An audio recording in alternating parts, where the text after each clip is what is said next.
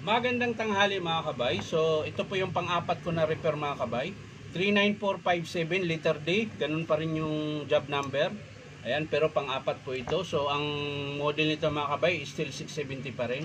Ito mga kabay, gumagana siya. Wala po siyang putol. Pero ang problema, kahit sasagad mo pa yung control ng init, wala po siyang binubugang init. So umaandar lang po siya. Ayan po, nakasaksak po yan mga kabay.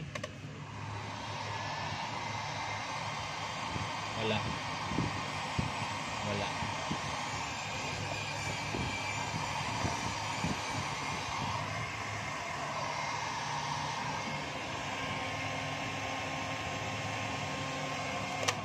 So yan mga kabay, kung napapansin nyo, sagad na po yan. Pinol ko na po yung init niya pero wala pa po talagang lumalabas.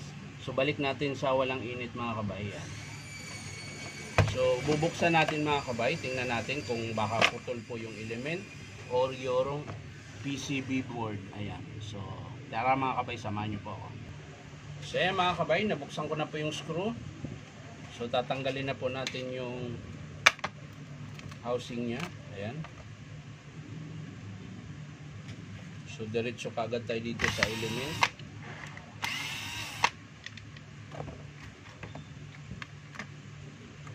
Kung bakit ayaw gumana, ayaw uminit.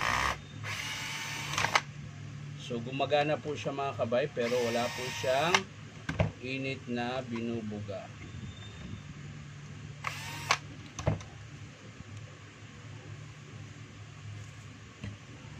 So ayan mga kabay, putol po.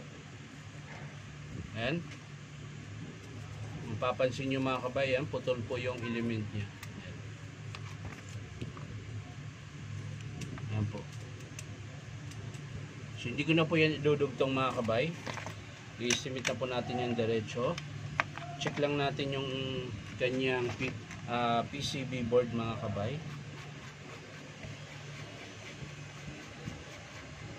Ayan. So wala naman pong tama yung PCB board niya mga kabay. So ayan, tingnan natin dito kasi merong dumikit.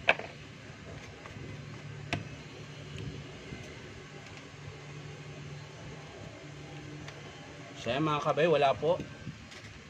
So okay pa po yung PCB board niya. So ang estimate lang natin ito mga kabay ay yung element. Pero syempre check natin yung motor.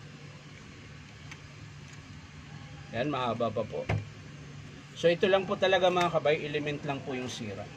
So hindi ko na po ipapakita mga kabay kung paano buuin. Papakita ko na lang sa inyo mga kabay kapag in-approve ng customer. So maraming salamat mga kabay sa panunood at palike and share na rin po. At syempre po baka naman pwedeng subscribe nyo po sa aking YouTube account na Inom Tabay. So maraming salamat ulit. Bye bye.